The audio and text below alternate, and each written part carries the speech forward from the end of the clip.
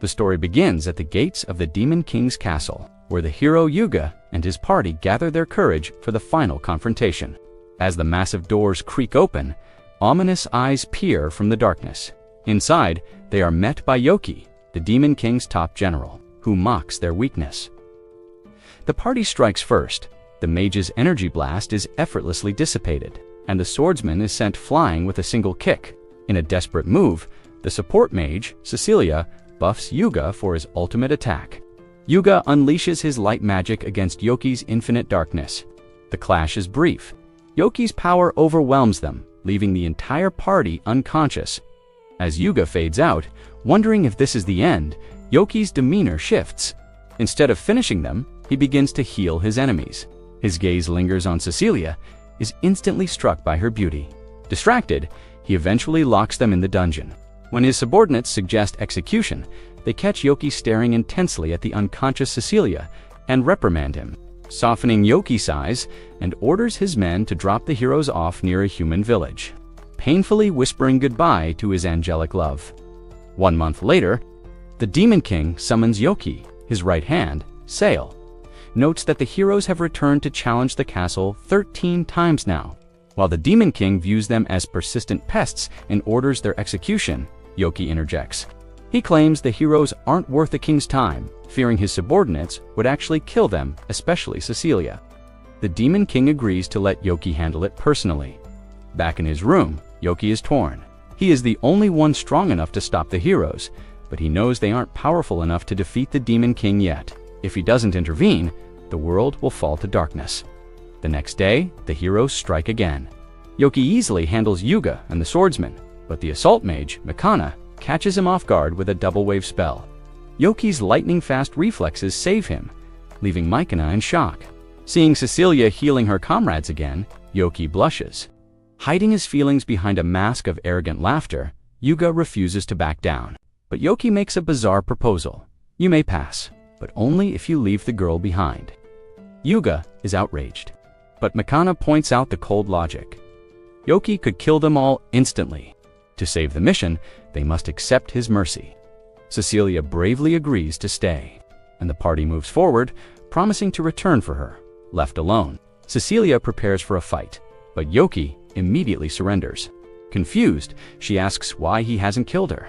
If I wanted you dead, you'd be gone already, he admits. Gathering his courage, Yoki drops the bombshell. I fell in love with you at first sight. Please, go out with me. Cecilia is stunned and politely rejects him. The rejection is so devastating that Yoki loses his will to live, inviting her to strike him down. When she stops her attack, realizing he isn't defending himself, Yoki confesses his tragic reality. He has been trapped in the Demon King's castle his entire life. Forced to destroy villages he never wanted to hurt, Cecilia is skeptical, believing all demons are inherently evil. To prove his sincerity, Yoki reveals a shocking secret. He is a reincarnated soul from another world, a human trapped in a demon's body. Cecilia wonders why someone so powerful didn't just kill the Demon King himself. Yoki explains the cruel irony: if he killed the king, he would simply be forced to take the throne and continue the atrocities against humanity. He had resigned himself to a life of misery until he met her. Cecilia, moved by his story, urges him to use his strength for good and offers to help him integrate into human society. A few days later, the kingdom of Clarence erupts in a 3-day celebration. To walk among humans, Yoki painfully rips off his own demon horn and enters the city in disguise. While the hero Yuga basks in the glory, ignoring the growing jealousy of his teammate, Mikana Yoki visits the Adventurers Guild. He meets Clayman, a lazy receptionist who barely looks up from his paperwork. Yoki registers as a bottom-tier rank F adventurer. However, his power is undeniable. In just 1 week, he completes a mountain of quests, skyrocketing to rank Diafeet that normally takes months. This meteoric rise catches the attention of everyone in the guild, including a mysterious hooded figure. The figure is Cecilia. She intercepts Yoki and whisks him away to her estate for a private talk. Inside, she explains the danger of his newfound fame. Since the Demon King's fall, nations are already tooth and nail in a cold war for power. Yuga is being bombarded with offers of money and women to serve as a political tool. Cecilia fears that if Yoki's true strength is discovered, he will be hunted by kings who want to use him as a weapon of mass destruction. "I'll hire you myself," she offers. Though she admits she can't match a kingdom's treasury, Yoki brushes the concern aside with a grin. "Even if they offered me the most beautiful woman in the world, I only have eyes for you." The moment is interrupted by Cecilia's mother, Celia, who enters with news that further rattles Yoki. Cecilia is being flooded with marriage proposals, including one from the hero Yuga himself. Sensing Yoki's panic, Cecilia quickly reassures him that she has already turned Yuga down, though the threat of political suitors remains. Cecilia's mother wasted no time testing Yoki's intentions. She bluntly asked if he wanted to marry her daughter. To her surprise, Yoki declined, not because he didn't want to, but because he wished to build a stable life as an adventurer first and respect Cecilia's previous rejection. Impressed by his integrity, Celia gave him her blessing to visit the manor, much to Yoki's euphoric joy. He and Cecilia even agreed to drop formalities and call each other by their first names. Massive milestone for our love-struck protagonist. The next day, while Yoki was busy turning a monster cockatrice into magical KFC for a quest, he was ambushed, not by enemies, but by his former demonic subordinates, Duka Dulahan, Sika Pixie, and Happiness, a harpy. After a brief, chaotic reunion where Yoki had to explain he was now a human adventurer, the trio refused to leave his side. Despite the risks, Yoki stripped them of their demonic features so they could blend in. However, the transition wasn't smooth. When they met Cecilia, she immediately scolded Yoki for his lack of sensitivity in how he handled the harpy's feathers. Much to the demon's amusement, the group was welcomed into Cecilia's home, where the demons revealed a different side of Yoki, while the other generals were warmongers. Yoki was the lazy genius who refused to leave his room, frustrating the Demon King to no end. The chaos at the manor escalated quickly. Seek, the pixie, ended up napping in Celia's lap. Happiness, the harpy, was kidnapped by the headmaid Sophia, who mistook her for a new recruit. Surprisingly, Happiness loved the maid uniform so much, she begged to keep the job, officially becoming part of the household staff. With the demons settled, Celia pulled Yoki aside with a golden opportunity. Cecilia had a day off coming up. On the day of the date, Yoki waited nervously until a carriage arrived. Cecilia stepped out wearing a disguise, including a pair of glasses that left Yoki completely stunned. Since she was a national hero, she couldn't walk the streets openly. But to Yoki, she had never looked more beautiful. As they wandered through the city, exploring bakeries and planning their tea stops, Yoki made a silent vow. This would be the best day of her life. The date began perfectly.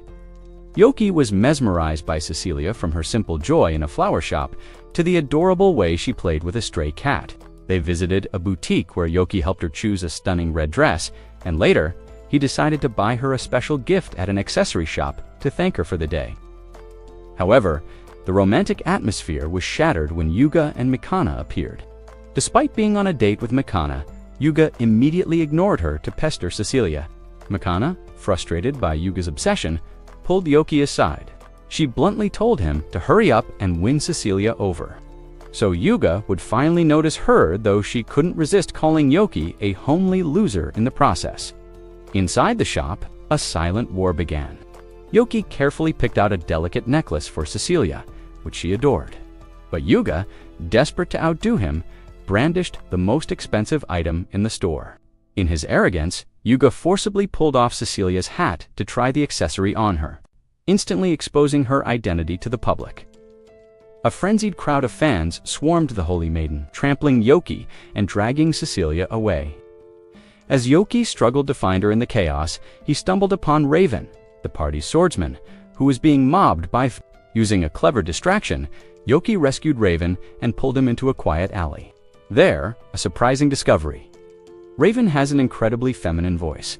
Shamed by his own unmanly sound, Raven expected ridicule, but Yoki was remarkably kind, noting that everyone has parts of themselves they dislike. Touched by this empathy, Raven asked to be Yoki's frienda. Request Yoki accepted before rushing back to find his date. Yoki eventually found Cecilia near a lost child. While they worked together to reunite the boy with his mother, the peaceful moment was short-lived. Between the exhaustion of the crowd and a sudden chill, Cecilia's strength began to fail. The fallout was immediate. The next day, Yoki learned that Cecilia had collapsed with a severe fever. Her mother, Celia, explained that the stress caused by Yuga's reckless stunt, combined with existing fatigue, had completely broken her daughter's health. While Yuga remained oblivious to the damage he caused, Yoki's guilt grew. Seeing the woman he loved suffer because of the hero's selfishness, Cecilia's recovery began with a bit of chaos. Her mother, Celia, revealed that she had to send the maid, Sophia, to forcibly remove the hero Yuga, who kept trying to barge in. While Yoki was impressed that a maid could manhandle a hero so easily, he was finally allowed into Cecilia's bedroom. The atmosphere was tense and awkward. Cecilia was mortified not just because she was in bed, but because Sophia accidentally teased her about her hidden teddy bear, shattering her cool image. Yoki, feeling guilty for her illness, promised to make their next date 10 times better. His over-the-top heroic bragging made Cecilia burst into laughter, which promptly got him kicked out by Sophia, who claimed his jokes were too dangerous for a sick patient's health. On his way home, Yoki ran into Raven. The swordsman was nervous. Admitting he wanted to confess his love to a girl who had been kind to his voice, Yoki, being a supportive friend, gave him a massive pep talk. It was only after Raven marched toward the manor that reality hit Yoki. Wait, Cecilia is the only girl kind to everyone. Did I just help my rival? Panicked Yoki spiraled into a mental crisis, imagining Raven and Cecilia's romantic adventures during their quest. His despair was short-lived, however, as Raven returned minutes later looking utterly defeated. Yoki rushed back to the manor to get the gossip from Sophia, only to discover the hilarious truth. Raven wasn't there for Cecilia. He had fallen for Happiness, the harpy maid. But why did Happiness reject him so coldly? Yoki sought answers from his demon comrades, Duke and Seek. They revealed a darker side to the world. Harpies are a beautiful race, often hunted by humans for their feathers and bodies. Duke had rescued Happiness from human traffickers years ago, which explained her deep-seated trauma and distrust of men. While Seek pointed out that she clearly didn't hate all humans since she loved working for Celia, it was clear that for Happiness, opening her heart to a human man like Raven was a bridge she wasn't ready to cross yet. Yoki realized that even in this new, peaceful life, the scars of the past still lingered for his friends. The next day, Yoki headed to the Adventurers Guild, only to find the lazy receptionist, Clayman, missing. A colleague revealed a shocking truth. Clayman isn't just a patron, he's actually the vice captain of the guild. Even more shocking was the reason for his absence. He was in the hospital. Yoki rushed to visit him and found Clayman covered in bandages from head to toe. The cause? A disagreement with his wife over a forgotten anniversary gift. As it turns out, Clayman's wife is a former Rank A adventurer, and together they were once known as the Invincible Couple. The mystery was solved when the wife walked into the room. It was Sophia, the stern maid from Cecilia's manor.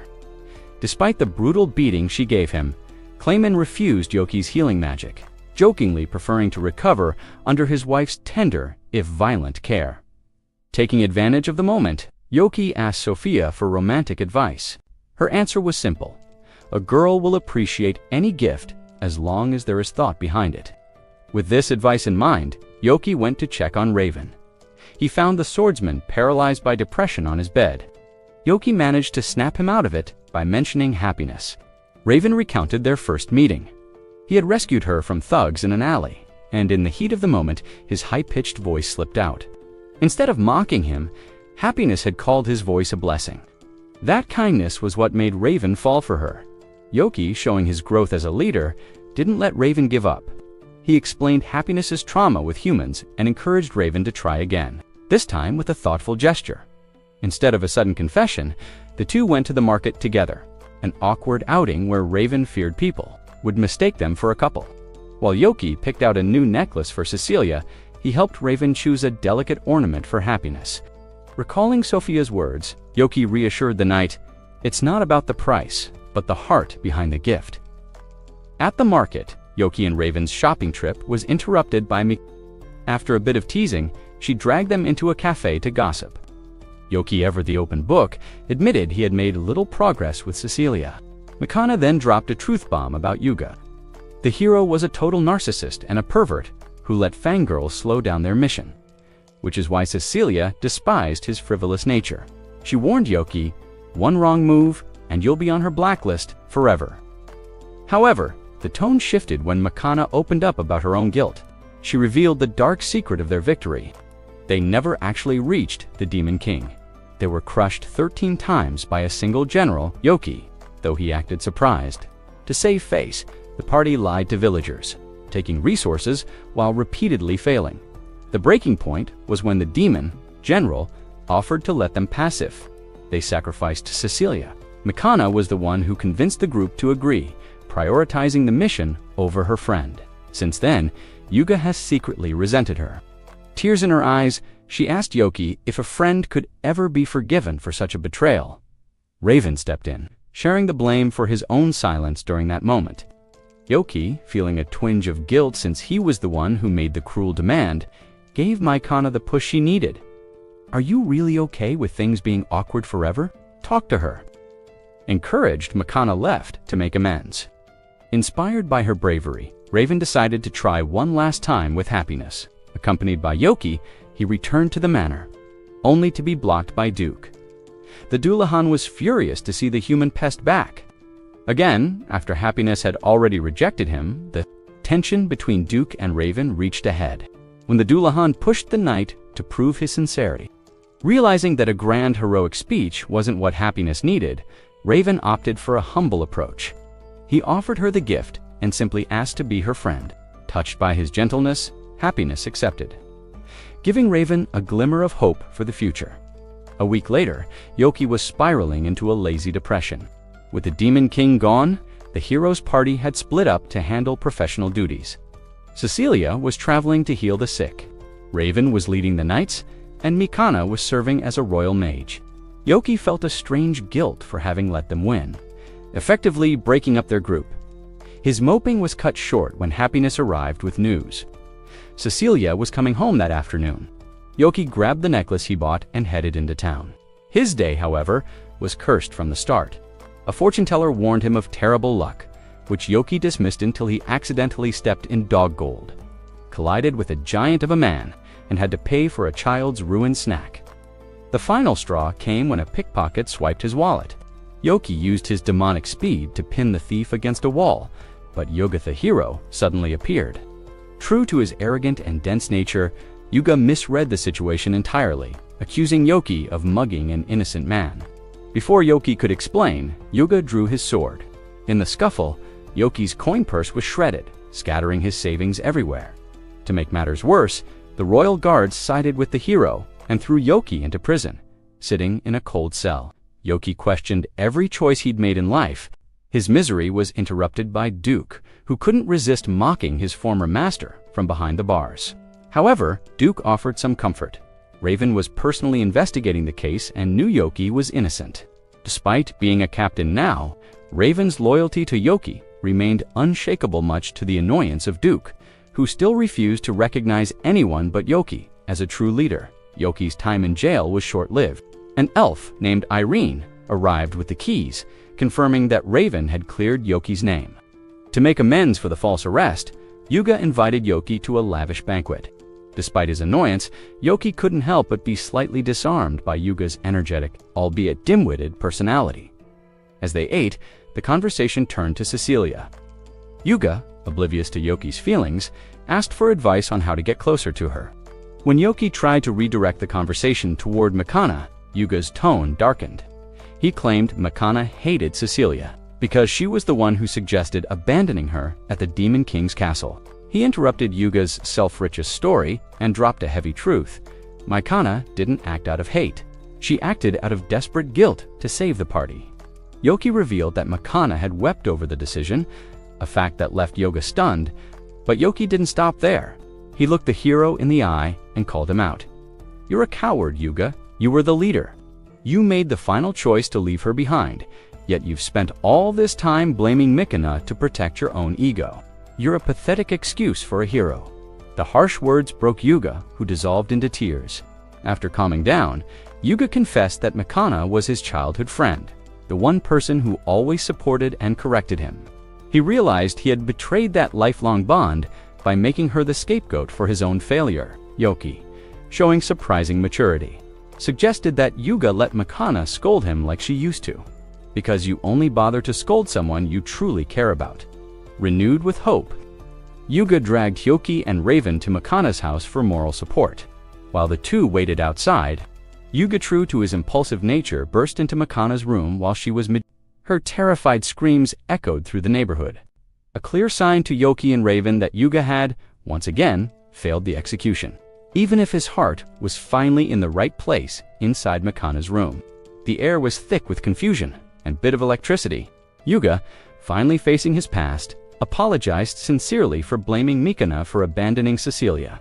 However, he followed it up with a bizarre request: "Please, scold me, as punishment."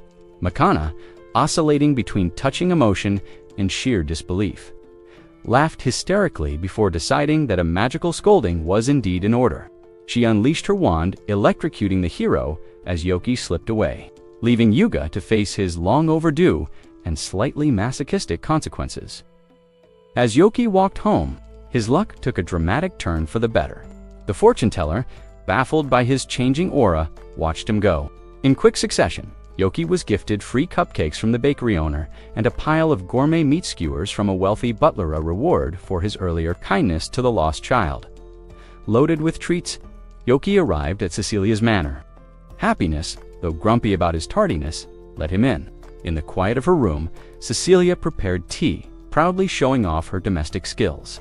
But the peace was shattered when Yuga burst in, followed closely by Mikana and Raven.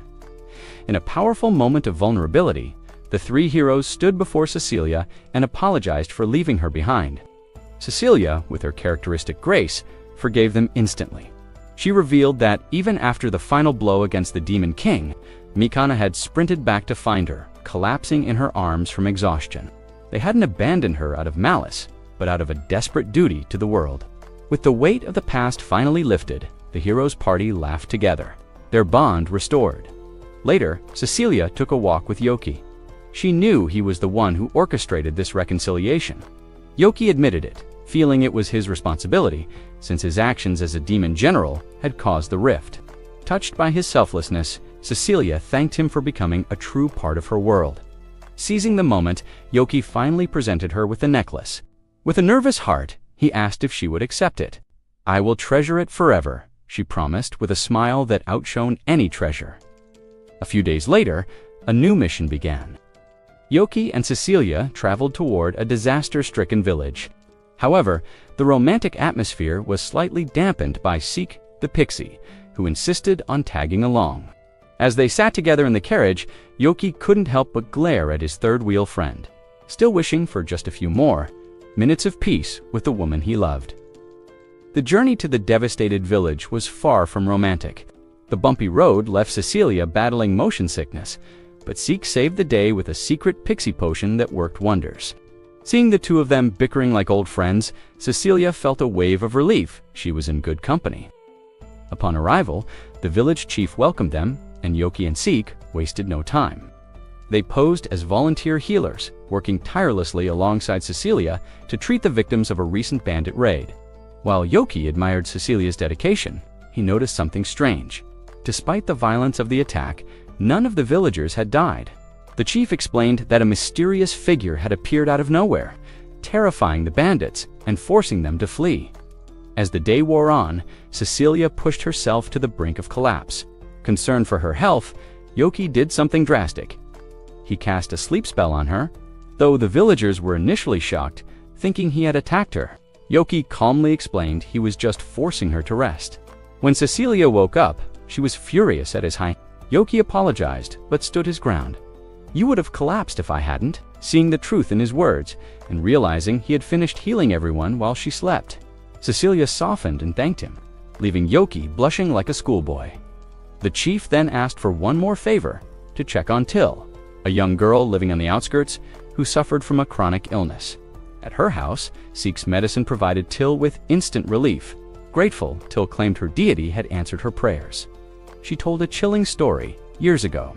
As a child, she was surrounded by a pack of wolves when the village is ancient. Demon statue glowed with a dark power, and annihilated the beasts. She believed the same deity had protected her during the bandit raid. Yoki and Cecilia followed Till to the shrine, only to find a terrifying demonic sculpture. While Till defended her beloved deity, Yoki's blood ran cold. He recognized the statue immediately. It wasn't a god, but a gargoyle from the demon realm. As if on cue, the stone creature's eyes glowed and it sprang to life. Yoki barely managed to dodge its first strike, shouting a warning to Seek as the deity, turned into a deadly predator. The confrontation with the gargoyle ended as quickly as it began. Seek effortlessly pinned the creature, but Yoki stopped him from delivering the final blow. Sensing Yoki's authority, the gargoyle stood down and shared its tragic story. Originally a shrine protector, it had been stolen by bandits and later abandoned. When those same bandits attacked this village, the gargoyle fought back, earning its place as a local deity. For years, it lived peacefully, moved by the kindness of Till, the sick girl who never stopped caring for its statue. Yoki realized the demon had no malice. It only wanted to protect its one true friend. Later that night, as they walked back, Yoki sent Seek ahead to ensure some private time with Cecilia. The atmosphere was heavy with unspoken words. At one point, Cecilia tripped over a tree root, and Yoki caught her in his arms. The sudden closeness left both blushing and speechless. A brief romantic spark before the peace was shattered by the village's alarm bells. The bandits were back. Yoki, Seek, and Cecilia rushed into the fray.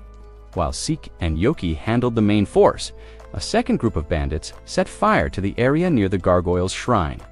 Sensing a deeper threat, Yoki sent Seek to check on the statue, while he stayed behind to wipe out the remaining raiders with a massive tornado spell. When Yoki and Cecilia finally reached the shrine, they found a scene of devastation. The gargoyle was wounded, Till was crying, and Seek was being held by the throat by a mysterious, arrogant young man. With a sneer, the stranger tossed Seek aside like trash. Cecilia identified him. Miller, a hero from a neighboring empire. Miller mocked them, claiming he was simply exterminating a wild demon. Yoki's blood boiled. He pointed out that the gargoyle was protecting an innocent girl, but Miller didn't care to him. Fame came from killing demons, regardless of their nature. As Miller lunged to finish the job, Yoki fired a magic projectile. Miller deflected it with his sword, his eyes gleaming with a twisted sense of justice. Yoki realized that while Yuga was just a fool, Miller was a monster, wearing a hero's cape. The battle against Miller was a clash of ideologies. Armed with a magic-eating sword, Miller mocked Yoki, believing he was invincible against any spell. The rogue hero even went as far as severing the gargoyle's arm, declaring his desire to spark a world war just for the thrill of the slaughter. Yoki didn't back down. He did the unthinkable. He bombarded Miller with so much high-level magic that the magic-eating blade reached its saturation point. Under the sheer pressure of Yoki's mana, the legendary sword shattered into dust. Defenseless, Miller was struck down, but in a final act of cowardice, he fired a massive volley of arrows at the weakened villagers. While Yoki protected the group, Miller fled, but not before Till was wounded while shielding her beloved gargoyle. Seeing his friends hurt, Yoki's restraint finally snapped. He unleashed his true demonic form with terrifying speed. Yoki hunted Miller through the forest.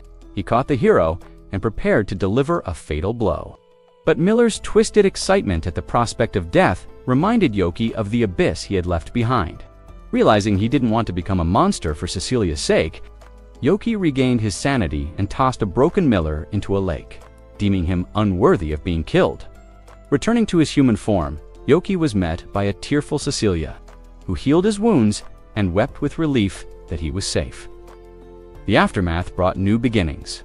To save the damaged gargoyle, Yoki disguised it as a simple earth statue. Till, now fully recovered, began working as a maid at the manor, spending every spare second caring for her deity in Yoki's room. Finally, Yoki and Cecilia were summoned by King Darts. After dropping his arrogant royal facade, the king thanked them for stopping Miller and the bandits, offering them any reward: gold, land, or even the throne. Yoki looked the king in the eye and made a request that left the entire court in shock. "I don't want your treasures. I want Cecilia's hand in marriage." While the king laughed, admitting that even a monarch couldn't command a woman's heart, Cecilia's face turned bright red.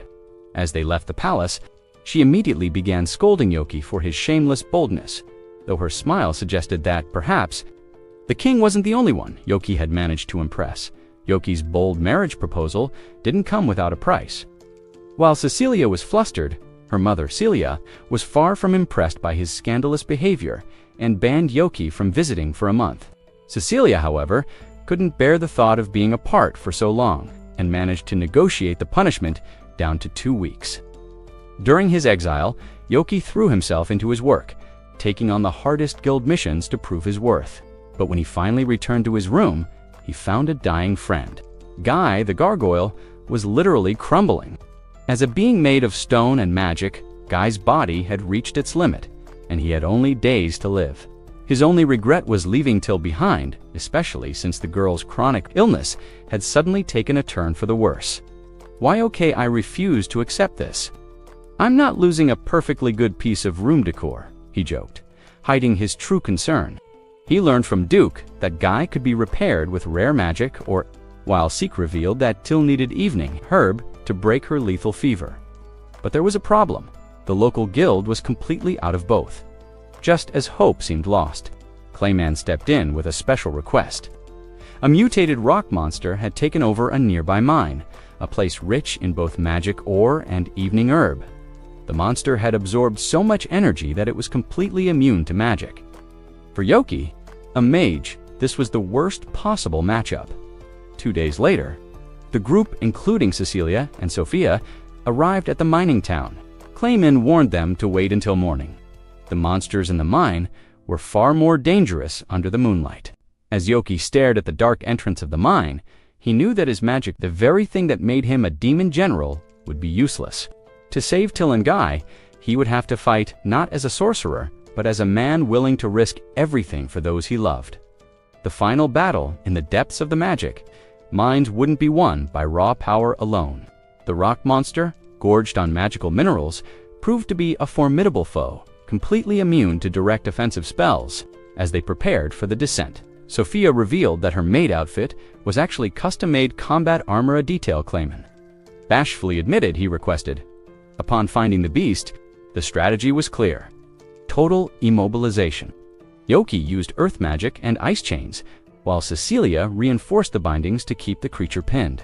Clayman deployed his paper puppets to slice through incoming debris. The plan was dangerous. Sophia had to leap inside the monster's maw to destroy it from within. As the monster struggled, it shed parts of its body that turned into minions.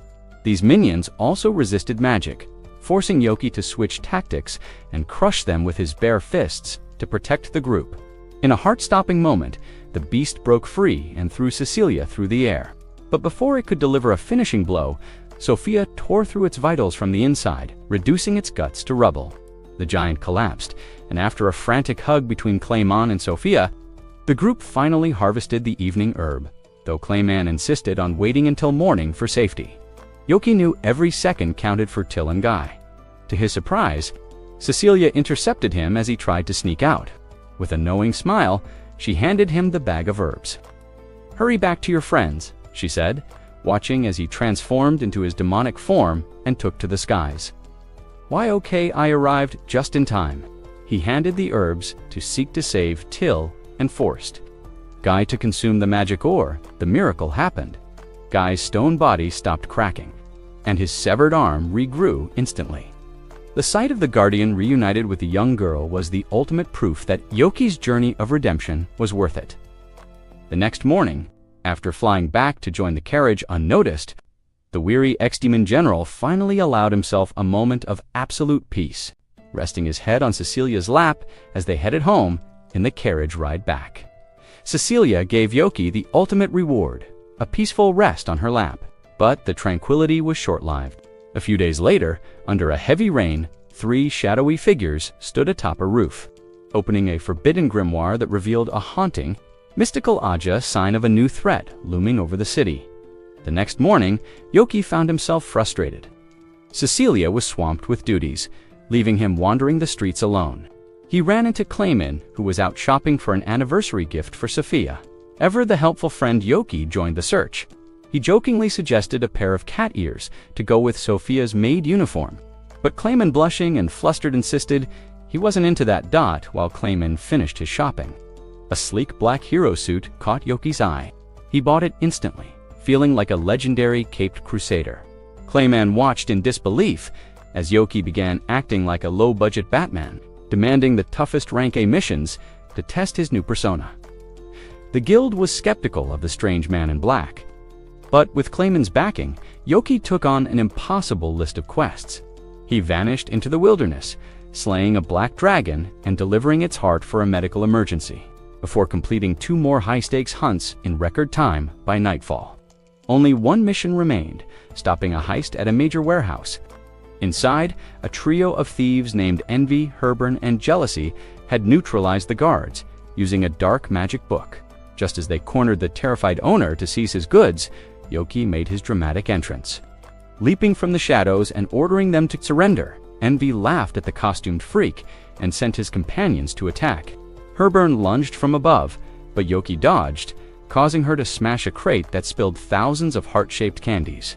Realizing the weight of the situation, Yoki unleashed a chain lightning spell, incapacitating Herburn and Jealousy in seconds. Envy stepped forward, using his grimoire to summon a massive tornado, but Yoki's lightning ripped through the wind. With a final strike of his blade, the thieves were defeated. As the Royal Knights arrived to secure the scene, the warehouse owner thanked Yoki profusely for saving his life. His entire stock of Valentine's Day chocolates, .yoki, stood there, stunned. He had no idea this world celebrated Valentine's Day. But as he looked at the heart-shaped candies, a new plan began to form in his head when the Royal Knights arrived at the warehouse. They were met with a sight that left them in absolute silence. Yoki, still dressed as a Temo version Batman. He tried to maintain his heroic persona, but he couldn't fool Duke or Raven. Duke pulled him aside into the shadows, telling him to drop the act before he died of embarrassment. Looking into a mirror, Yoki finally realized that his ridiculous costume was costing him way too many aura points. He quickly ditched the suit and returned to the guild to claim his reward. Clayman explained that the thieves were once ordinary adventurers, corrupted by a dark book, driven by a bizarre urge to ruin Valentine's Day for everyone. As the holiday approached, the town buzzed with romantic energy. In Celia's kitchen, the maids were busy tempering chocolate. Little Till struggled to break a giant cocoa block, but Sophia stepped in with a swift karate chop, shattering it instantly. Meanwhile, Cecilia and Mikana were preparing a massive batch. Cecilia claimed they were just for orphans, keeping her true intentions for Yoki a secret. Valentine's morning arrived, and Yoki woke up full of hope. Even the literal rock statue guy was more aware of the holiday than him. But Yoki's hope turned to salt when Till burst into his room, ignored him completely, and started hand-feeding heart-shaped chocolates to Guy. Driven out by jealousy, Yoki headed to the guild, only to find Clayman gloating over a special batch of chocolates from Sophia, savoring every bite in front of the miserable single adventurers, specifically warning Yoki not even to think about touching one. Frustrated, Yoki went to find Duke, only to witness a young female knight shyly offering Duke a gift out of admiration for his hard work. Then, he spotted Raven and Happiness in a quiet room, with the harpy maid struggling to hand over her homemade sweets. Even Yuga was having a field day. He was surrounded by a massive crowd of fangirls. Yok. I spotted Mikana standing on the edge of the crowd, looking nervous.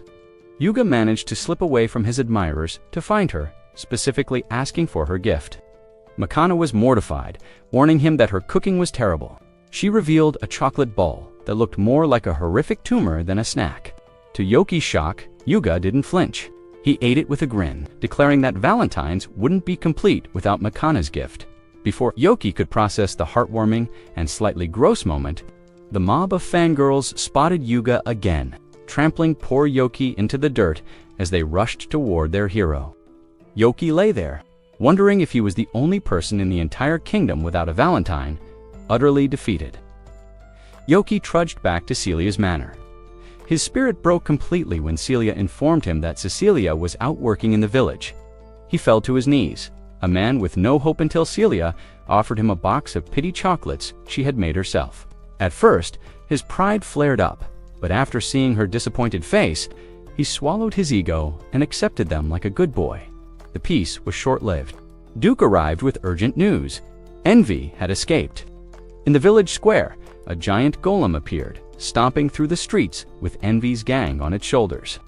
Envy declared himself the avenger of the lonely, vowing to ruin Valentine's Day for every happy couple in town.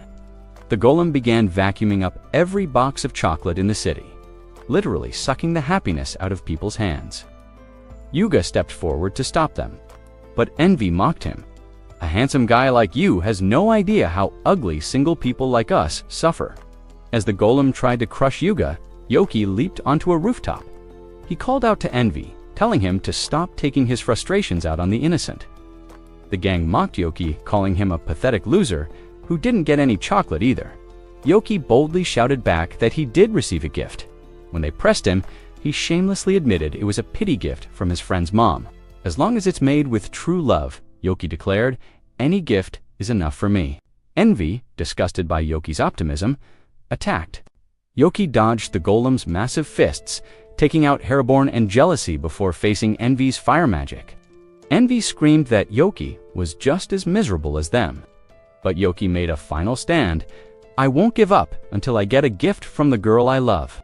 Deeply moved, Cecilia, who was watching from the crowd, clutched the gift box she had made for him.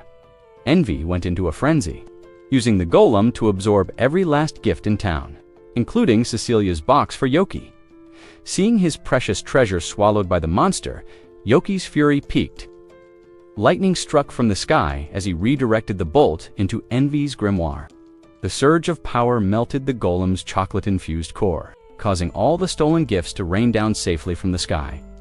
As the golem vanished, Yuga caught Envy mid-errantly to realize Envy was actually a girl. She tearfully confessed that she hated the holiday because a boy had once cruelly rejected her. But when Yuga repeated Yoki's words that a gift made with love is always precious, she instantly fell in love with the hero. Yoki fumed in the background, realizing Yuga had just stolen his best lines. Finally, Cecilia approached Yoki. She handed him a gift box before shyly departing in her carriage. Yoki opened it, beaming with joy, only to find cookies. Duke pointed out that she had given cookies to everyone. Yoki's heart sank until he found a small cake at the bottom of the box. Happiness whispered that no one else received a cake. Realizing he was indeed special to her, Yoki let out a scream of pure joy that echoed through the village. A few days later, Clayman handed Yoki a report about pirates near the port town of Freemere, but Yoki wasn't listening to the mission details. His mind was already filled with visions of Cecilia in a swimsuit. Without a second thought, he accepted the mission. To the beach we go. Yoki's dream of seeing Cecilia in a swimsuit evaporated instantly. Due to a mountain of paperwork, Cecilia had to stay behind at the manor, sending Happiness in her place. The young harpy wasn't thrilled about the detour, but she proudly showed off her new weapons, feathers from her own body sharpened into deadly blades. To Yoki's surprise, Raven joined the mission as well. The knight was visibly flustered when he noticed the beautiful hair ornament. Happiness was wearing the very gift he had given her. Yoki tried to play matchmaker, but inside the carriage, the two were so shy they sat staring at each other like frozen mannequins. Upon arriving at the port town of Freemere, Yoki went to scout the area while Raven and Happiness consulted the locals. Happiness took the lead, and with Raven writing notes to assist her, they spoke to a local sailor. He explained that the cargo was vanishing as if by magic, and while the authorities suspected the sailors of smuggling, the man swore they were all honest workers. The only clue, every time a theft occurred, the guards heard a beautiful, haunting voice singing right before their memories vanished. When Yoki returned, Raven shared his theory. The culprit was a siren. As soon as Yoki mentioned the monster's name aloud, panic swept through the sailors. To them, sirens weren't just legends. They were man-eating monsters that had sunk countless ships. To calm the mob, Raven identified himself as a knight from the hero's party, promising that he and Yoki would put an end to the threat. While resting, Happiness teased Yoki for being so naive about human fear, reminding him that the common folk terrified of monsters because of the destruction the Demon King's Armiochus' former army had caused in the past. Raven interrupted the conversation with fresh news while buying sweets for Happiness, a moment so sugary it gave Yoki a toothache. A mysterious man had approached him, and revealed the siren's exact location. Though the source sounded incredibly suspicious, Raven and Yoki decided they had to investigate. For safety, Raven asked Happiness to stay behind, as he and Yoki prepared to face whatever was lurking in the dark waters of the harbor. The tension between Raven and Happiness reached a breaking point. Raven, haunted by memories of a village he failed to save during a past demon invasion, refused to let Happiness put herself in danger. But Happiness wouldn't budge. "I'm not that weak little girl anymore," she insisted, heading toward the suspected hideout. Yoki pulled Raven aside, reassuring him. "Trust her. She's stronger than you think."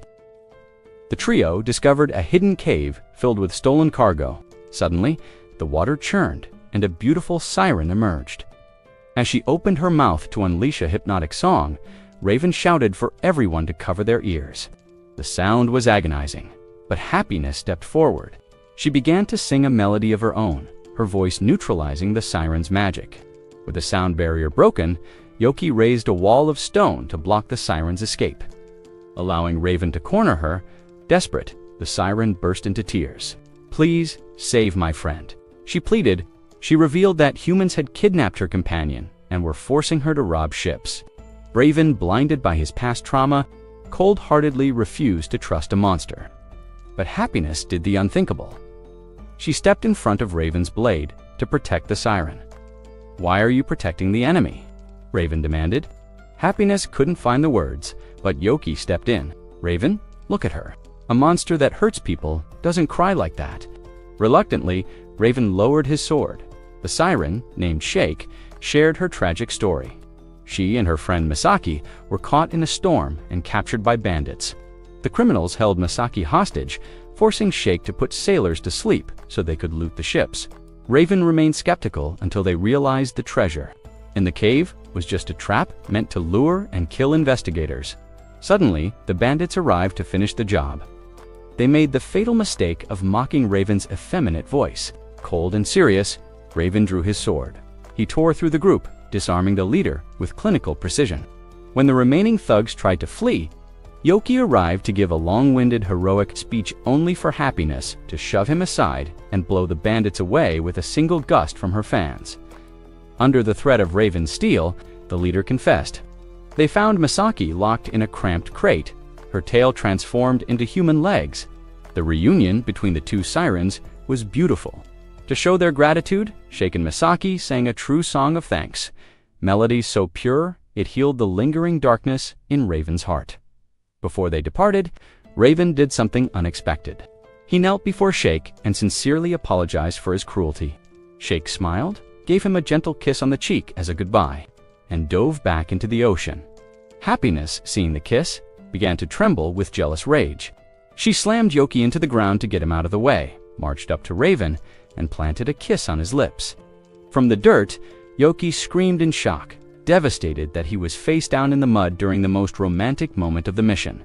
A few days later, back at the manor, Little Till delivered a message from Cecilia to Yoki.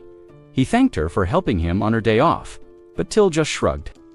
"I only came here to see Guy anyway," she muttered, leaving Yoki to realize that even the statues in this house had better love lives than him. Yoki left Till's room feeling more confused than ever.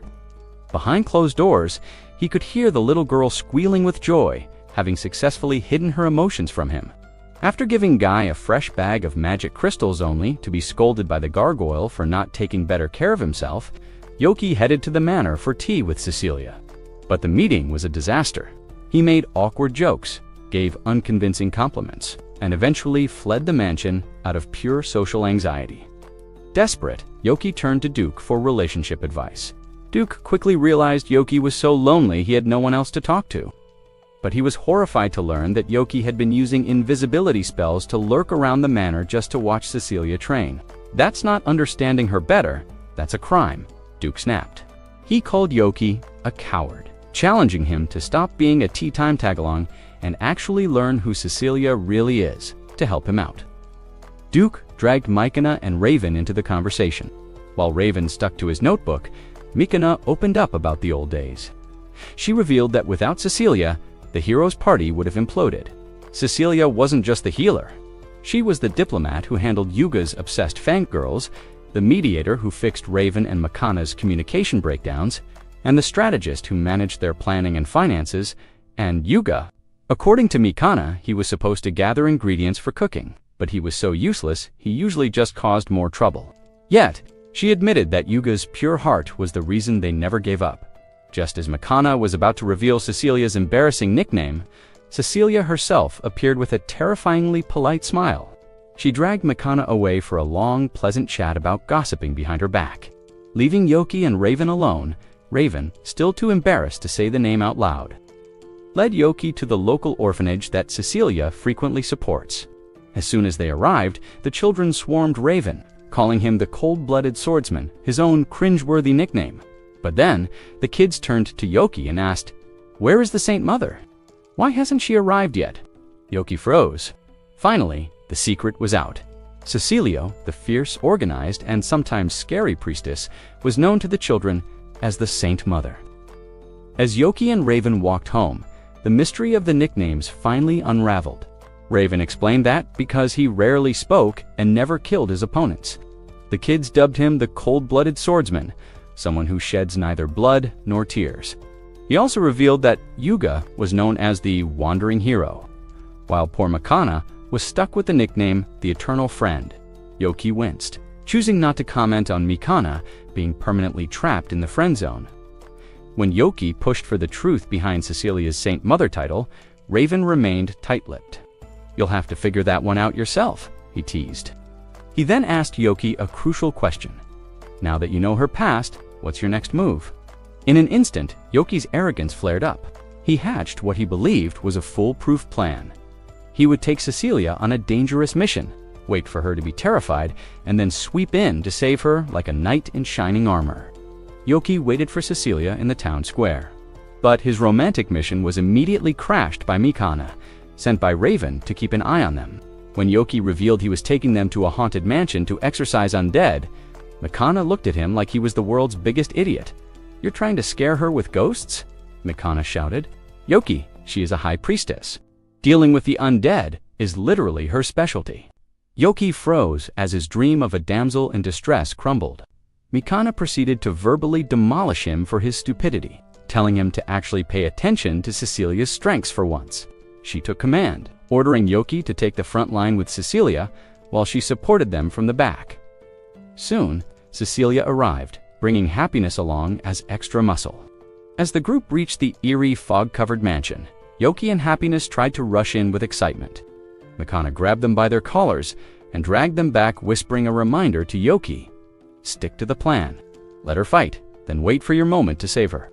With a sigh, Yoki stepped up to the front line beside Cecilia, while Mikana and Happiness took their positions in the rear, waiting to see if the demon general could actually pull off a successful date in a house full of monsters. The group entered the mansion, and any hope Yoki had of acting as the protector vanished instantly. Cecilia took the lead, wiping out the first wave of undead with a single holy circle. When a larger horde appeared, Yoki used water chains to bind them, but Cecilia again delivered the finishing blow. Yoki, trying to be useful, could only offer her a bottle of water to stay hydrated. Finally, they reached the throne room and faced the undead king. Yoki prepared for an epic boss fight, but Cecilia bluntly explained that he was just a regular skeleton. The only thing special about him was the intelligence he used to boss around the other mindless bones, Yoki. Feeling cocky, decided to toy with the king. He dodged a clumsy swing of the king's sword and kicked the crown right off the skeleton's head. As the king scrambled across the floor to retrieve his precious crown like a terrified child, even Mikana and Happiness started to feel bad. "Yoki, you're being a bully," they muttered, leaving the demon general speechless. Infuriated by the insult to his crown, the king attacked one last time, but Yoki disarmed him effortlessly. Broken and defeated, the king knelt, clutching his crown. Cecilia stepped forward. When she asked why he was so obsessed with it, the king confessed he couldn't remember, only that it was the most important thing to him. Moved by his devotion, Cecilia spoke with a kindness that reminded Yoki of the first time they met. She unleashed a high-level spell, Heaven's Rondo, a brilliant pillar of light that allowed the king to ascend to the afterlife with his crown in hand. The spell left Cecilia completely drained. Sensing his chance, Yoki sent Mikana and Happiness to double-check the mansion. Left alone with an exhausted Cecilia, Yoki offered to carry her. She tried to act tough, but her legs gave out. Without another word, Yoki swept her up in his arms, princess style, blushing furiously. Cecilia hid her face as Yoki carried her all the way to the carriage. Even Mikana had to admit, Yoki did a good job, though she felt a little sting of jealousy seeing how far ahead in the romance department he had moved. The next day, Yoki visited the manor, and Cecilia immediately begged him to keep her nickname a secret. "Why are you so embarrassed by it?" Yoki asked. Cecilia sighed and confessed the truth back in the heroes' party. Yuga used to praise her cooking and cleaning so much that he started calling her the mom of the group. Eventually, the kids at the orphanage picked up on it and upgraded it to Saint Mother. Hearing that the legendary dignified high priestess got her nickname just because she was a stay-at-home mom for the heroes' party, Yoki couldn't hold it in any longer. He burst into a fit of laughter. A few days later, Guy asks Yoki to find him a job, as he is tired of being a freeloader. Surprised, Yoki wonders if he made Guy feel uncomfortable in his room. But Guy explains that he simply wants to work for Till's sake. Guy points out that Till spends her hard-earned money every day to buy magic or for him, so he wants to return the favor. Yoki nods, realizing the gargoyle is serious, and agrees to find him a real job. However, when he visits the Adventurers Guild, disguised as the Black Thunder Magic Swordsman, along with Guy wearing a demonic mask, the receptionist nearly has a heart attack. Terrified, she screams for Clayman to come out and handle these scary customers. Clayman emerges from the back room complaining that he was busy with important work, but the receptionist points out he was just enjoying his wife's home-cooked meals, feeling embarrassed. Clayman finally gets to work and asks Yoki what he wants. Guy asks Clayman to make him an adventurer. Clayman agrees and completes the registration in front of the receptionist, who watches in awe. After obtaining Guy's adventurer card, Yoki takes him to town to buy weapons and equipment. Guy wonders why he can't just use his own magic, but Yoki reminds him that he needs to hide his identity as a demon. The next morning, Yoki returns to the guild with Guy to pick up some quests. Before giving them any, Clayman tells Yoki there is a special guest waiting for him. Shortly after, Yoki goes to the back of the guild where he finds Cecilia waiting. Even though he is disguised, Cecilia recognizes him, and Yoki surrenders without resistance. He wonders how she saw through his disguise. So Cecilia explains that Sophia tells her everything about the Black Swordsman's exploits. Knowing how troublesome Yoki can be with his antics, Cecilia got worried and came to the guild to check on him. Yoki assures her he was just trying to get Guy a job, which relieves her. Cecilia then asks why Yoki is wearing his hero outfit, and he explains he's just trying to match Guy's look. Cecilia then offers to help them with their quests. Yoki tries to protest, but Cecilia refuses to trust a rookie to him. The three of them decide to find a lost cat and set out to complete the task. When they find the client, Yoki scares them with his loud and exaggerated attitude. Cecilia steps in and calmly asks how they lost the cat. After a while, she draws a sketch of the cat based on the client's description and shows it to Yoki and Guy. Meanwhile, Yoki takes deep breaths of the cat's scent from the client's bodies. Once Cecilia finishes her questions, Guy wonders where they should start looking. Yoki tells him that normally people start by asking around the area and contacting local authorities. However, he switches to his hero gear and leaps onto a building's roof. Following the cat's scent with his powerful sense of smell, he soon finds the cat in an alley next to a stray friend. When Yoki tries to approach, the cat hisses at him, so he puts it to sleep with calming magic. He then returns both cats to the family and asks them to take care of the stray as well. After completing the first quest, Yoki prepares to accept another. However, Cecilia reminds him that he is supposed to be helping Guy learn how to complete quests on his own, not finishing easy tasks quickly using Yoki's demonic abilities. Yoki realizes his mistake, and Cecilia suggests letting Guy handle the work this time. After a while, they reach a forest where Guy begins gathering herbs. Yoki warns him not to take too many, so he only picks what is necessary. After the herbs, Guy moves on to eliminating a horde of forest goblins. Cecilia wonders if they should help him, but the fearsome demon easily dispatches the low-level goblins. They return to the guild, where Claymon hands Guy the quest reward. Holding the hard-earned money in his hands, Guy finally feels like a productive member of society, knowing how hard Till works every day. Despite his condition, he promises to work even harder to support her in the future. Both Cecilia and Yoki wish him luck, and Yoki even offers to accompany him on future missions. However, Guy wants to handle quests alone, as he is now confident he can find his way around the city. Yoki respects his decision, and Guy sets off on his own adventure. After Guy leaves, Yoki turns to say goodbye to Cecilia. She asks what he will do next, and Yoki explains he will do some rank A missions himself. Hearing this, Cecilia asks to join him. Yoki instantly gets nervous at the thought of questing with her and tries to make excuses. However, Cecilia refuses to back down, saying she has plenty of free time. Yoki points out she is still wearing her church attire, so traveling long distances won't be easy. Cecilia agrees, but only leaves to change into more comfortable clothing. With her new outfit, she is ready to accompany Yoki later. As they walk toward their destination, Cecilia comments that Clayman seemed quite pleased when they accepted the mission. Yoki explains that rank A missions aren't easy, though he thinks this current one is too simple. Cecilia intervenes and explains to the uncultured Yoki that exploring new territories and uncharted ruins is important archaeological work. Yoki wonders if they will fight exotic monsters, but Cecilia warns him to stay focused on exploration. She reminds him that this mission comes from a very important client, so the guild must have placed great trust in Yoki. After hearing this, Yoki finally decides to take the mission seriously. Later, Cecilia notices it is quite late, so she sets up camp to rest for the night. After lighting the campfire, Cecilia begins to cook. But Yoki feels embarrassed about spending the entire night alone with her. Still, he decides to simply hide behind his mask the whole time. With the extra confidence from his Lulu mode, Yoki creates a barrier around the camp to secure it against unwanted intruders. He then gives Cecilia a large bag of fruits and vegetables he gathered from the forest. Cecilia is impressed by his speed, but wonders why he is still wearing the mask even though they are alone. Yoki claims he needs to maintain his professional identity until the mission is complete. He even opens the mouth of his mask to demonstrate that he can eat while disguised. However, Cecilia refuses to let him walk around in that ridiculous outfit, so Yoki finally takes off the silly mask. Once it's off, Cecilia serves the soup.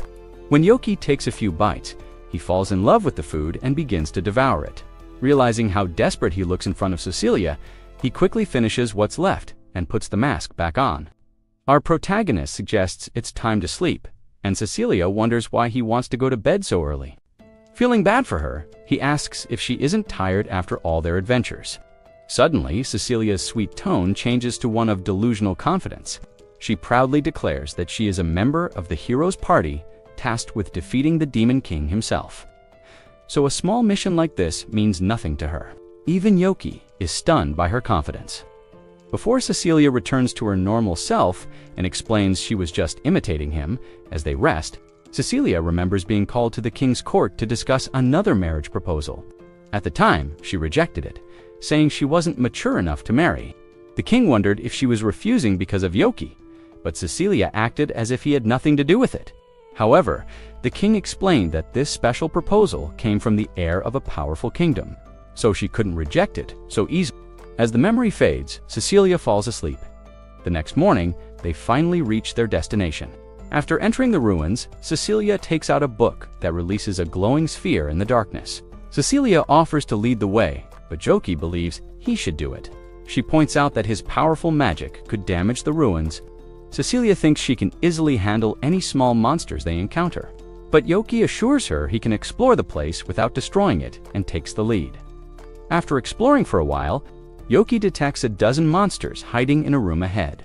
While Cecilia is surprised, Yoki sneaks toward the area. Seeing all the monsters gathered in one spot, Cecilia thinks they should change routes. However, Yoki steps forward and covers Cecilia's eyes before releasing an illusion sphere. When the sphere enters the room, all the monsters gather around it. Cecilia complains that she can't see, but Yoki keeps covering her eyes as they cross the room. Once they exit, Cecilia curiously asks what spell he used. He explains it was an illusion sphere, which traps people by showing them what they love most. In Yoki's case, he believes he would have seen Cecilia herself. while someone like Raven would have seen happiness. Cecilia then wonders what she would have seen, and thinks the sphere would have shown her a delicious cake, although Yoki is disappointed to realize he is less important to her than a dessert. They continue exploring the ruins in silence. They eventually reach the end of the ruins, which turns out to be just an empty room. Yoki is disappointed, as he expected hidden treasure or a secret boss monster. However, Cecilia is happy enough just recording the rare mushrooms growing inside. They leave the ruins through a different exit, finding a beautiful area with flowing water and lush vegetation. As they admire the scenery, Cecilia suggests resting at their previous camp before returning to the guild. The next day, they return to the Adventurers Guild. Yoki begins to brag about his wild adventures to Clayman, but Cecilia knocks him aside and presents her findings.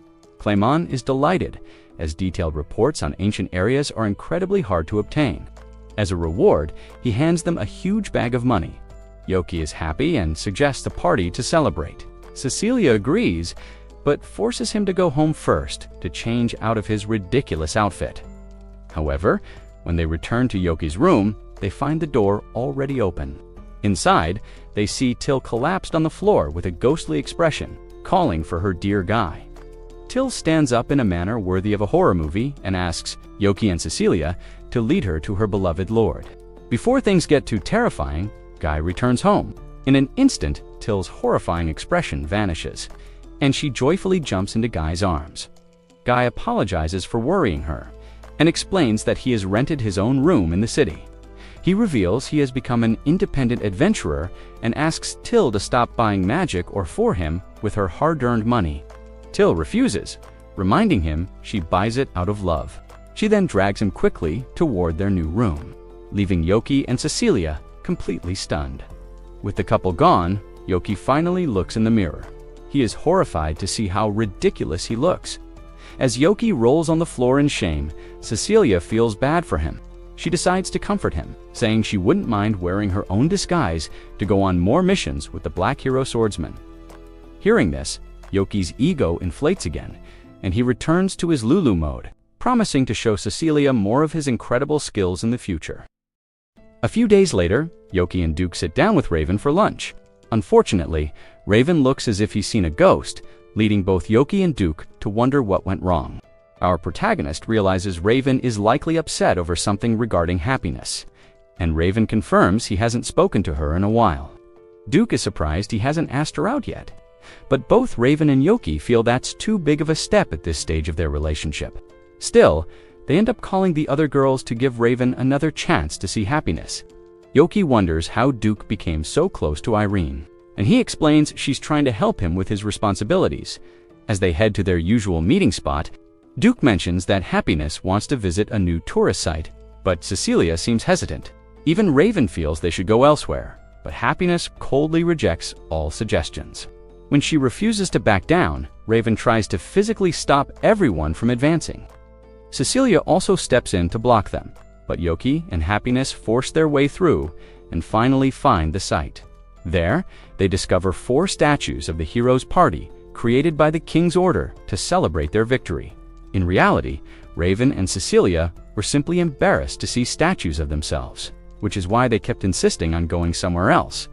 After seeing the statues, everyone buys ice cream to relax. The other 4 sit on separate benches to give Raven some alone time with Happiness. But suddenly, a group of knights approaches their off-duty captain. The vice-captain explains he just heard Raven's voice for the first time, and he and his soldiers are shocked. To back him up, the rest of the soldiers begin mocking Raven, but Happiness stands up to defend him.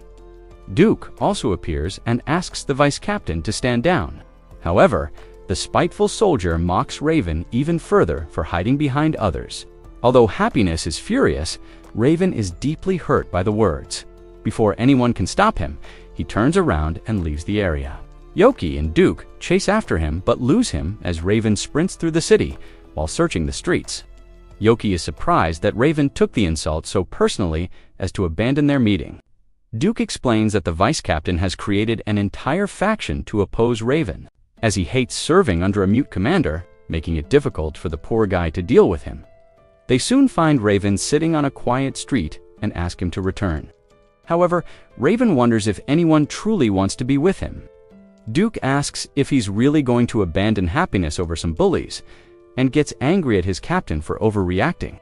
After Duke leaves, Yoki sits next to Raven and asks why he's so sensitive. Raven explains that he has always felt like a burden to Happiness, remembering that she has a deep secret she wants to share with him. Since he is always being pushed around by others, Raven feels he will never be strong or worthy enough to know that secret. Raven sighs, thinking how nice it would be to have Yoki's delusional confidence. Hearing this, Yoki switches out of his wacky mode and explains that he simply puts on a mask of confidence to hide his own insecurities, advising Raven not to take him as a role model. Feeling better after Yoki's performance, Raven finally stands up and agrees to return. They rejoin the group, and Raven apologizes for leaving so suddenly. Happiness steps forward and forgives him, and Duke suggests they all go shopping together as they walk toward the market. Raven tells Happiness that even if he isn't worthy of her right now, he will do his best to become so one day. However, a few days later, Happiness mysteriously disappears from the mansion. Cecilia informs Yoki of her disappearance and gathers everyone, showing them a letter Happiness left behind. Our protagonist takes the note, which only tells them to meet Happiness in a forest in a few days. Although this specific forest isn't mentioned, Duke knows exactly which one she means. While Raven is worried, he trusts Happiness enough to know she must have a reason for this. Later, Yoki takes Duke and seeks to have a private conversation with Happiness. She appears and explains that she wants to reveal her true identity to Raven. Duke reminds her that if Raven cannot accept her identity as a demon, she could easily lose his love. She understands. Duke goes further, pointing out that Raven might also investigate Happiness's past after finding out. In the end, Duke, Seek, and Yoki could also lose their peaceful lives in the city if they are discovered. But they are all willing to take the risk for the sake of Happiness's well-being. Seek wishes her luck, and she is moved to tears by her comrade's support. Yoki also gives his blessing, and she thanks him. Meanwhile, Raven is walking through the city when the vice captain and his lackeys approach him again. Once more, the vice captain begins disrespecting him. But this time, Raven asks why he keeps bothering him so much. When the vice captain refuses to apologize, Raven stops holding back and threatens to have him reassigned if he doesn't learn his place and address him as commander. Shocked, the vice captain finally apologizes and shows Raven respect. A month after that event, the time finally arrives for Raven to meet Happiness in the forest. Cecilia feels anxious about how everything will unfold, but Yoki tells her that all they can do is wait. After Yoki leaves the mansion, Celia asks Cecilia if she has already spoken to him about his marriage proposal. Cecilia shakes her head, noting that Yoki is already stressed enough over the situation with Happiness, and she doesn't want to burden him with another worry. Still, Celia believes Yoki will eventually find out, especially since Cecilia's fiancé is already in the city. Cecilia firmly declares that she only followed the king's order to entertain the man, and she intends to reject him the moment he dares to approach her. Celia wonders if Cecilia is doing all this for Yoki's sake, but Cecilia acts as if it's only out of her own self. Cecilia then asks her mother to keep the marriage a secret from Yoki. Celia smiles, knowing her daughter truly loves him. After all, as Celia points out, there would be no reason to hide the marriage from Yoki if she didn't have feelings for him. She finally leaves her daughter at the entrance to process her own feelings. Meanwhile, as Yoki walks through the city, he encounters Raven, who wears a serious expression and releases an intimidating aura. Without a word, Raven throws one of Happiness's feathers toward Yoki, revealing that he now knows his true identity. Raven then leads Yoki to a secluded forest and declares he will kill him, leaving Yoki completely disappointed. Still, our protagonist is prepared for Raven's tricks. When Raven attacks, Yoki blocks his movements and counters with his own, wondering why Raven is going to such extremes. Raven reveals that Yoki deserves punishment for hurting his beloved Happiness. He leaps and fires a magical blade at Yoki. After the blade impacts the ground, Yoki is covered in smoke but emerges unharmed, trapping Raven with earth magic. However, Raven easily breaks free from the dust prison. Raven lunges at Yoki again, who is surprised by how much Raven has grown. As they clash in midair, Raven is shocked to see Yoki transform into his demon form. He instantly remembers him from the Demon King's palace and wonders if Yoki is the same person. Our protagonist ignores the question and asks what Raven did to Happiness, but Raven refuses to answer and launches another attack. This time, Yoki dodges, appearing behind him to kick him away. Without giving Raven a chance to recover, Yoki strikes with an intimidating dark offensive. Once Raven is defeated, Yoki tells him to stop trying, but Raven stubbornly refuses to surrender. Yoki asks again why he is fighting with such intensity. Finally, Raven reveals he is seeking revenge for Happiness because Yoki plucked her feathers. Raven explains it was Happiness herself who asked him to hit Yoki, which leaves the protagonist completely bewildered. Raven prepares to keep fighting, but Yoki yells that he will actually die if he takes another hit. Raven offers to strike him with the blunt side of his sword, which turns out to be useless since his sword is double. Finally, Yoki kicks the sword away and Raven gives up. Knowing she is nearby, Yoki calls out to Happiness. She appears from behind a tree and mocks him. Yoki is furious to realize he's been pranked. After making Raven and Happiness apologize for their joke, Yoki asks how their relationship is going. Raven explains that Duke took him to a strange forest and left him alone. There, he called for Happiness, who appeared and thanked him for coming. She explained that the forest was the special place where her journey began, and she wanted everything to end there as well. Happiness expressed how happy he made her and her desire to spend the rest of their lives together. Raven agreed and tried to approach her. But Happiness asked him to wait, finally revealing her true form as a haproid. At the sight of her wings, Raven was stunned. Fearing rejection, Happiness admitted she was afraid of ruining their relationship, but was tired of faking her identity every day. Raven thought for a moment before suddenly pulling her into an embrace. He apologized for ignoring her true feelings and needs. Happiness was overjoyed that he accepted her for who she was, and Raven assured her that everything would be fine as long as they loved each other. Yoki cuts the story short, tired of hearing their sappy romance. He screams at the couple for hitting him despite having a happy ending, not forgiving them easily. Yoki ties them up with chains and seals them to the ground so they can enjoy even more quality time together. The next day, Yoki visits Cecilia again, happy that things worked out for his friends. For some reason, Cecilia seems distracted. She explains she will be busy soon, so they won't spend as much time together. Yoki says it's fine since he'll be leaving the city for a mission with Yuga anyway. Surprised, Cecilia becomes jealous that Yoki could easily replace their time together with Yuga. Before Yoki can explain, Raven and Happiness burst into the room. Cecilia is left confused as Yoki jumps out of the mansion to escape. Raven takes Happiness's hand and they both jump out to chase Yoki together. Even while fleeing, Yoki turns around and wishes Happiness the best in her relationship. Raven admits they are both in his debt for helping them close the distance between them. The following day, on the way to the mine, the hero Yuga finds himself surrounded by a large group of fangirls. Yoki ends up running away while carrying him with one hand as they are chased. He then throws Yuga into his carriage and quickly tells the driver to set off immediately. Inside the carriage, as Yuga finally catches his breath, Yoki tells him there is no way he will ever travel with him again. He continues to complain about how useless Yuga is and begs him to stop causing trouble. Meanwhile, Cecilia is being forced to attend a political marriage meeting. The maids prepare a beautiful outfit for her so she can properly represent the Aquarine family name. Makana arrives and asks Till to call Cecilia out. When she finally finds her, she begins to ask for something related to healing magic, but stops upon noticing Cecilia is dressed like a true noble lady. Cecilia casually surprises Makana by revealing she is preparing for a political marriage meeting. When Makana asks if she is truly okay with this, Cecilia explains she has no intention of getting married and is only attending because the king ordered it. Makana then asks about her suitor and discovers it is Soleil Grissart, a member of the hero's party from the Duchy of Luminaria. Soleil remembers seeing her once. Before, during the celebration, after defeating the demon, King, he mentions that King Dart's already told him she isn't interested in marriage and wants to continue her training instead. He praises the tea and comments that they can enjoy such moments thanks to her help in defeating the Demon King. Cecilia refuses to take the credit, stating it was the hero who achieved it. Soleil then mentions a hero from another country, who is currently imprisoned and expresses his dislike for the idea of every country having its own hero party. He speaks about how kings continue to compete for glory, and Cecilia finds herself agreeing with him.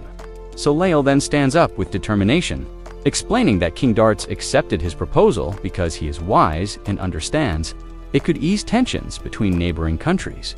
He tries to convince Cecilia that their marriage would serve as proof of a union between the Duchy of Lumen and the Kingdom of Clarence. He then kneels and proposes to her in the name of peace. On the other hand, Yoki finally arrives at the mine with Yuga. The miners lead them to a monster nest they discovered during their work. However, the monsters are too adorable to even be called monsters, causing both the hero and Yoki to immediately grow fond of them. Even the miners are facing the same dilemma. After seeing how cute the creatures are, they don't want to harm them at all. The head miner explains that this is exactly why they asked for help and requests a solution. As the two boys observe the area carefully, Yoki asks Yuga what his plan is. When Yuga responds that there is no plan, Yoki mocks him for accepting the mission so confidently without thinking. However, Yuga is quietly hoping that Yoki will handle all the thinking and planning himself. Back at the estate, Cecilia faces the hero's proposal. Even after Soleil tries his best to convince her, she clearly explains that it is too much for her to accept at the moment. After failing once more, Soleil immediately begins another of his long, boring speeches. He talks about his constant training and how nobles should learn about other countries to avoid unnecessary wars. He then asks her to teach him more about her country, hoping to convince her to accept his proposal in the process. Cecilia gives a polite smile and agrees for now. Back at the mine, Yuga is sitting quietly with Yoki by a campfire and asks for his advice regarding Cecilia's arranged marriage. Upon hearing this, Yoki immediately panics and demands Yuga tell him everything in detail. Yuga himself is clearly surprised and explains that he already confronted her and told her to reject it immediately. However, Cecilia insisted she had no choice since the king had ordered it. She even told him to argue with the king instead of her. Yuga then argues that he definitely doesn't want Cecilia to go through an arranged marriage and makes it clear that he never wants that person to be Soleil, while Yuga continues complaining and badmouthing the other hero's cunning nature. Yoki suddenly stands up and tells Yuga he is on his own for this mission. He runs as fast as he can, cursing himself and wondering why Cecilia never told him anything about this. He even ends up getting hurt along the way, but keeps pushing forward, eventually unfolding his demon wings to fly back faster the next day. Mikana arrives to meet Yuga, but instead finds herself standing in front of half-naked miners. Yuga quickly appears from behind and tells her how relieved and happy he is to see her after being left alone to handle this whole disaster by himself. When she asks where Yoki went, Yuga explains that he took off like a madman as soon as he heard about the marriage proposal and didn't stop for anything. Meanwhile, Cecilia takes her freshly baked cookies to the orphanage while Soleil walks beside her. The children are overjoyed to see them and begin enjoying the treats. One of the children approaches Soleil and asks who he is. Soleil responds that he is the Holy Mother's assistant, referring to Cecilia. He spends the day playing with the children, staying with them until evening. Later, while traveling in the carriage, Cecilia thanks him for his help. Soleil, however, says he is the one who is grateful for such a valuable experience, explaining that he never knew children liked being picked up and played with like that. When she asks if he never experienced such things in his own country, Soleil explains that he spent his entire childhood studying and training with the sword, rarely having the chance to interact with others. He adds that his life changed after joining the hero's party, where he saw people get angry or happy over small things. Now, he wants to protect people even more. Cecilia then mentions Yoki hiding his identity and speaks about how that strong person always helps others whenever she asks. She admits she wants to be by his side. In response, Soleil says he also has someone he admires. As they say goodbye, he tells her he looks forward to tomorrow and wants to learn more about her country through that night in her room. Cecilia scolds herself for getting even more involved in this situation and asks herself why she couldn't just reject him. She is clearly still thinking of Yoki and remembers how he said he would propose to her again once he became worthy of her. She begins to wonder if he still feels the same way now that he has made so many new friends. Meanwhile, our protagonist is still flying and plans to turn invisible to go directly to Cecilia's house. But he is suddenly attacked out of nowhere. He crashes into a roof and encounters a man on patrol. Seeing Yoki as just another demon, the man asks if he is hunting humans at night. When Yoki asks who he is, the man proudly introduces himself as the Blue Fire Beast. He loudly praises himself, saying he is on a mission to burn the sea with his flames of justice, and continues attacking Yoki. Our protagonist tells him he has no time to waste and tries to fly away. Just then, more knights arrive and panic at the sight of a wanted demon, throwing their weapons and forcing him to retreat. The poor guy decides to take a step back and starts wondering if he should stay away from Cecilia from now on because he is a demon. Back at the mansion, Sophia approaches Cecilia and hands her a note she received from Clayman, which makes Cecilia worry the moment she reads it. Yoki, for his part, sits alone in the forest cursing his rebirth as a demon. He then receives a note from Clayman and opens it quickly, only to learn that the Black Lightning Magic Swordsman has now been put on a wanted poster, meaning he is in huge trouble. The following day, Duke informs the rest of the knights about the demon infiltration on behalf of the captain. When Yoki enters through the door, Cecilia notices him immediately and runs to him, asking how he got hurt. She quickly heals him and asks what happened. Soleil then approaches and asks who this person is. While Cecilia struggles to answer properly, Yoki introduces himself as a passing adventurer and explains he is simply someone this lady has helped many times. Soleil then formally introduces himself and openly reveals his intention to become Cecilia's fiancé, making it clear to Yoki that he should give up on her even if he likes her. Hearing this, Cecilia apologizes for not sharing it sooner, but Yoki apologizes to her for interrupting such an important meeting. He turns away silently and begins to walk off, telling her to have a good day. Just at that moment, Raven and Duke suddenly grab their friend by the arms and whisper for him to cooperate, showing him the wanted poster since it uses the same disguise he adopts during his missions. As the poor, unlucky demon who has already failed in love is dragged away, he protests, saying he is already being completely honest and can't take this situation anymore.